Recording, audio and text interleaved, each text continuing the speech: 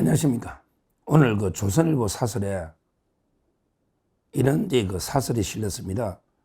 금융시장 짓누른 관세 갈등, 이대로는 안 된다. 금융시장을 짓누른 관세. 미국하고 이제 그 관세 협상이 사상이 그 파탄 이제 그 될 거죠. 트럼프가 이제 그 3,500불은 선불이다 이렇게 요구했고, 더 나아가서 러트닉 상무장관이죠. 러트닉 상무장관은 이제 아예 5천억 불 좀 더 투자해라. 아니 좀 더 올려라. 이런 이제 자세로 미국이 전에 양보하지 않고 오히려 더 강하게 이재명 정권의 뒤통수를 치고 있으니까 계속 이재명으로서는 어쩔 수가 없죠. 이재명으로서는 진퇴양난입니다. 왜 그러냐면요. 협상을 성공시켜도 탄핵이라고 지가 이야기했잖아. 내가 이게 서명했으면 탄핵이다. 자기는 이게 어차피 탄핵이야. 합의하면. 그러면 이거 합의 안 하면 어떠냐? 합의 안 하면 이제 이런 일이 생기는 거죠. 금융시장이 강타가 되는. 그러면 이게 우리 금융시장이나 또 이게 주식시장, 환율, 외환시장, 그 다음에 경제까지요. 실물 경제까지 완전히 치명타를 입게 될 겁니다. 치명타를. 합의 안 하면 파탄 내버리고 그냥 이게 미국하고 맞짱떠 파탄 내고 붙어보자. 합의 안 하면요. 어떤 일이 생길까? 지금 이게 벌써 나오는 게 뭐요? 합의 안 하면요. 일단 지금 관세가 25%잖아요. 25를 50으로 올릴 수가 있다. 이런 이야기 벌써 나옵니다. 벌써 그게 흘러나옵니다. 협상팀에. 저 협상팀에 아는 분들이 있으니까 50% 올릴 수 있다는 거예요. 파탄 나면. 그 다음에 어떻게 된다? 의약품은 이미 100% 올렸잖아. 의약품. 근데 가장 문제가 바로 반도체하고 철강입니다. 반도체도 이게 100% 때리고 벌써 반도체 칩이 몇 개 들어갔냐? 핸드폰이 반도체 칩이 몇 개 들어갔냐? 개수별로 이게 관세 때리겠다. 최대 100%. 100%. 우리나라 이게 반도체, 자동차, 철강 이게 주력이잖아요. 철강은 어떠냐? 계속 파생 제품을 확대하는 거예요. 세 달마다 조정하거든요. 그래서 이제 철강은 당연히 50% 이것도 치명타고, 철을 쓰는 산업의 쌀이니까 철을 쓰는 게 많잖아. 그럼 이게 철강이 몇 프로 들어가냐에 따라서 50% 관세가 되는 거예요. 참 이게 심각한 상황이다. 그러니까 결국에 그냥 협상을 완전히 파탄 내버리면요. 지금대로 25% 내는 게 아니에요. 얼마든지 미국이 더 강한 보복 조치가 나올 수 있다. 반도체나 또 기존에서도 50%까지도 올릴 수 있다. 충분히 할 수 있죠. 이재명이 지금 길들이는 건데, 이재명이 끌어내리려고 지금 트럼프가 요구하고 있는 거잖아요. 이재명이 교체해라. 이재명이 끌어내리라. 이거 지금 신호를 계속 보내고 있는 거거든요. 그러니까 다른 나라보다 특별히 가혹하게 하고 있는 거죠. 그러니까 이재명은 합의해도 문제, 안 해도 문제, 지금 심각한 상황이다. 그리고 이제 이런 상황에서 어제요. 트럼프가 선불이다, 3,500불. 이런 이제 발언이 나왔잖아요. 러트닉 발언이. 그러니까 이제 바로 그냥 어제 금융시장이요. 완전히 쓰나미가 몰려온 거예요. 관세 협상이 잘 될 거라고 생각했다가 파탄 날 수 있겠다. 쉽지 않다. 그러니까 금융시장 입장에서도 돼도 문제, 안 돼도 문제야. 안 되면 그냥 당연히 파탄이고, 또 돼도 나쁜 합의가 되면 우리나라 능력을 벗어나는 우리나라에 있는 모든 딸들을 싹싹 끌어 모아가지고 주면요. 돼도 문제야. 안 돼도 문제고. 참 이게 심각. 왜? 이재명이가 트럼프의 타겟이 됐으니까. 이재명이를 어떻게 하든 이렇게 혼내서 끌어내려야 되겠다. 레짐 체인지해야 된다. 이게 트럼프의 목표거든. 그러니까 유일한 방법은 이재명 정권이 교체가 돼 끌어내려지고, 자유우파 정권인 트럼프와 뭔가 코드가 맞는 아르헨티나 정권처럼 이러면 이게 좀 해결이 되는데, 하여튼 이재명으로서는 해결 방법이 없다는 거죠. 왜? 정치 문제니까. 이재명을 끌어내리기 위해서 트럼프가 가장 강하게 지금 경제 관세 가지고 이재명을 치고 있는 거예요, 목을. 그랬더니 어제요, 시장이요.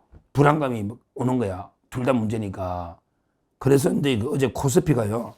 코스피가 이제 두 달 만에 가장 큰 폭 2.45%가 떨어졌다. 이거 엄청난 겁니다. 2.45면 거의 뭐 블랙 먼데이 뭐 이런 거 블랙데이처럼요. 2.45 코스피 평균이 2.45 떨어지려면요. 완전히 뭐 지수가요. 지금 코스피가 3,400이잖아요. 1%면 34. 그 다음에 2% 떨어지면 68. 그 다음에 2.45면 그 중간 한 80% 이상 떨어져야 이게 그 2.45 되거든요. 이게 그 떨어졌다. 그러니까 우리나라 주식시장이 조금 이게 오른 거는 맞아요. 근데 그게 뭐 우리만 오른 것도 아니고요. 뭐 이재명이 잘해서 오른 것도 아니에요. 미국이나 일본이나 뭐 대만 증시나 전북의 그 사상 최고치를 계속 갈아치우고 있잖아요. 국제적으로 이게 돈이 많이 풀린 거예요. 유동성이 많이 풀리니까 주가가 지금 이게 끌어올리지고 있는 겁니다.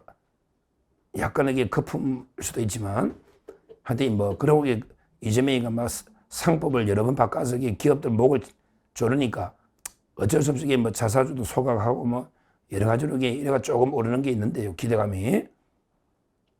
그러나 근본적으로요. 우리나라 기업들 체력이 떨어지고 있어요. 우리나라 500대 기업의 이익률도 떨어지고 있고 무엇보다 이게 큰 게요. 전 세계 2,000대 기업이잖아요. 전 세계 2,000대 기업 중에 우리나라 기업이 계속 그 숫자가 줄어듭니다. 왜? 중국이 워낙 많이 들어오니까. 2,000대 전 세계 기업이 중국이 한 10개 들어오면 그럼 이게 그 중에 한 두세 개는 우리나라가 떨어지는 거 탈락하는 거예요. 지금 심각한 상황이다. 그래서 기업이 아주 뭐 혁신적이고 대단한 기업이 나와가지고 주가가 오른 게 아니기 때문에 항상 이게 위태위태한 거예요. 그냥 돈의 힘으로 유동성, 그 다음에 기업들 목을 졸라서 주가가 억지로 끌어올리면 있기 때문에 항상 이게 조심조심 해야 됩니다. 조심조심.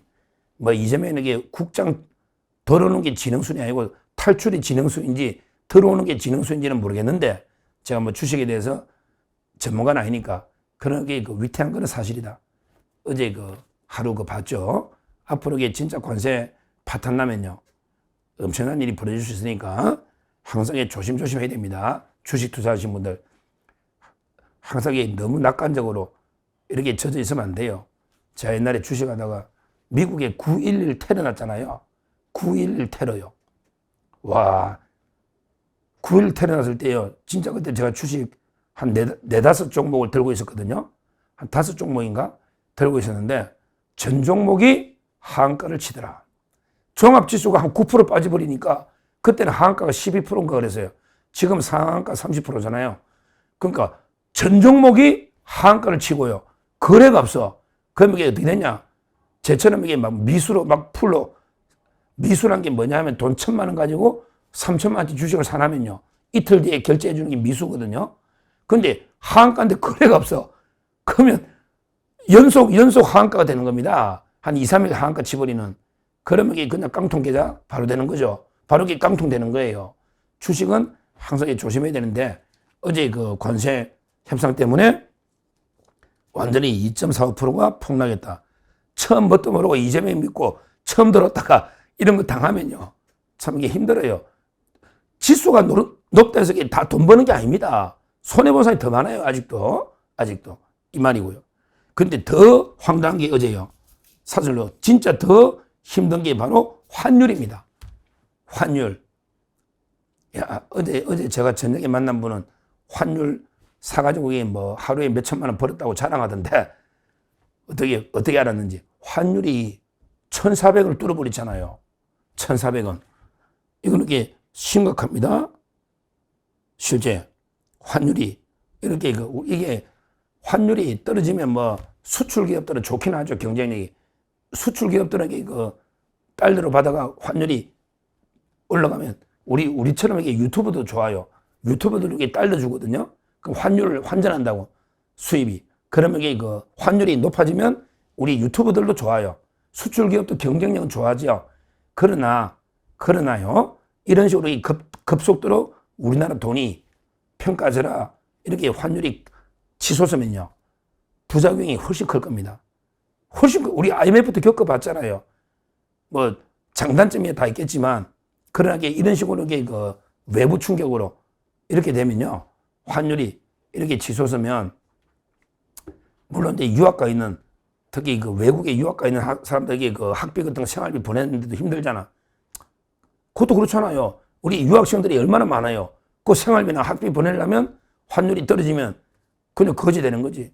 야, 그런 사람들, 유학 가 있는 사람들, 너 부모한테 이재명이 찍은 죄다. 왜 엄마가 왜 일찍 해가지고 이재명 찍어가지고 나라 이 꼴 만드냐. 이렇게 항의하십시오. 유학생들, 본인 어머니 중에 1번 찍은 놈이 있으면 그대로 그 치받으라고. 이재명이 되면 환율이 이리 될 수밖에 없어요. 될 수밖에 없다고. 앞으로 그 다음에 우리 뭐 수입 물가들 환율이 떨어지면요, 뭐 에너지 수입한다, 석유. 그러면 이게 물가가 올라갈 수밖에 없잖아요. 이것도 이게 심각한 문제고요. 더군다나 이런 식으로 금융시장이 요동치면요, 경제가 심각합니다. 즉, 기재부가 그 1급이 다 전원 사표 내고 어수선해가 정책이 안 돼요. 원래 기재부가 예산 띄주고요. 그 다음에 금융을 가져오게 됐거든요. 근데 금융 개편이 무산됐잖아. 금감원하고 금융이 합쳐가지고 그때 일부 금융 기능은 기재부가 가져오게 됐거든요. 근데 기재부는 가져오지는 못하고 예산만 띄주니까 그러면 아무것도 없는 부처가 돼버렸어요. 기재부가. 그러니까 컨트롤 타워가 없어요. 지금 우리 경제정책에 컨트롤 타워가 없다. 이것도 기재부가 원래는 해야 되거든요. 근데 예산 다 띄주고요. 금융 가져오게 된 거는 또 무산되고 못 가져오고요. 개판돼 1급은 다 사표 내고 개판돼 버린 거예요. 그래서 지금 경제가 심각한 상황이다. 이렇게 말씀드리고요. 지금 앞으로 이제 이게 서막이죠, 서막. 지금 현재 트럼프가 선불 이야기했더니 이렇게 금융시장이 완전히 뭐 이렇게까지 요동치 버렸잖아요. 그 기사도 있잖아요. 트럼프 악재 이거 왜 설명이 안 된다. 그 다음에 김용범 대통령 정책실장인데요. 이 장관이 뭐라냐면요. 야, 이놈이 또 사기치네. 김용범 정책실장이 뭐라냐. 미국이 합의를 어기고 미국이 다른 말 하고 있다. 이런 식으로 이야기해요. 미국이 합의를 어겼대. 미국이 무슨 합의 어겼는데? 7월 31일 날 그때 이재명이 미국 가기 전에 합의 잘 됐다 했잖아요. 그때 미국이 그러면 이게 전부 대출 또는 이게 그냥 뭐 지급 보정으로 하자더냐? 미국이 그렇게 합의할 거냐? 했냐? 미국이 무슨 약속 어기냐? 무슨 약속 어겼는데? 김용범이가 또 대국민 사격을 펼쳐 책임을 미국에 떠넘기려고. 이재명이가 미국에 트럼프 아레나로 가려고 그냥 다 해줄게. 그렇게 했잖아. 위성락이나 김정관이나 조현이나 이완구나 이런 놈들이 속인 거지. 이재명이가 약속 어긴 거지. 국제사기꾼이. 미국이 처음부터 돈 필요 없습니다. 이랬냐? 미국이 처음부터 통화사업 해주겠습니다. 이랬냐? 왜 미국 약속 어기냐? 어디 국민들이 바보냐 하는 짓마은 모르나? 진짜 책임을 이렇게 떠넘기고 있습니다. 이러니까 이게 지금 심각한 상황이다. 특히 조선일보 사설에 보면 협상 결렬되면요. 우리나라가 가장 무역 의존도가 높은 나라잖아요. 그러니까 이제 엄청난 타격이 된다. 그럼 노잖아. 조선일보 사설입니다. 전문가들은 트럼프 대통령은 관세 협상이 결렬될 경우에 상호 관세를 25가 아니라 50 이상으로 높일 수도 있다고 전문가들이 이야기한다고 조선일보 사설에 놓은 거예요. 제 이야기가 아닙니다. 조선일보 사설에 놓잖아요. 전문가들이 협상이 결렬되면 25가 아니라 50%로 올릴 수도 있다. 그런 얘기 엄청나게 온다. 그런 데서 또 논해. 그런 데서 일본처럼 우리가 3,500달러를 현금으로 넘길 방법도 없다. 역시 조선일보도 대안이 없네. 결국 이제 문제의 근본 원인은 우리 능력을 훨씬 넘어서 무리한 요구하는 미국이다. 그렇지만 이게 반미 감정으로 풀 수는 없다. 서로 협의 잘해야 된다. 그래서 이게 트럼프 체면 세워줘야 된다. 그래서 이게 결론은 이거네. 쌀하고 소고기를 개방두기 검토해야 된다. 야, 조선일보. 근데 이재명이가 그럴 놈이냐? 조선일보 이게 약간 애매하게 양다리 걸치고 있는데 미국이 문제인데 우리도 좀 문제고 쌀 소고기도 개방 이렇게 떠들고 있는데 한번 생각해봐라. 진짜 소고기는 개방해야 돼요. 쌀은 모르겠어. 쌀은 우리도 남아도니까 사주니까 재정 부담이나 쌀은 모르겠는데요. 저는 소고기는 이해가 안 돼요. 야, 32개월 된 거 내가 먹을 테니까 수입해. 전체 소고기 소비량이 있고요. 이게 30개월이냐 아니냐. 이게 뭐가 중요합니까? 어차피 돈 있는 사람은 국산 한우 먹는다고. 한우. 수입 소고기 먹을 사람 따로 있는데 30개월이냐 20학 이게 뭐가 중요하냐고. 이거로 제한한 나라는 러시아하고 우리나라밖에 없더라. 야, 전 세계에 몇 나라 없더라. 이게 과학이 근거한 거냐.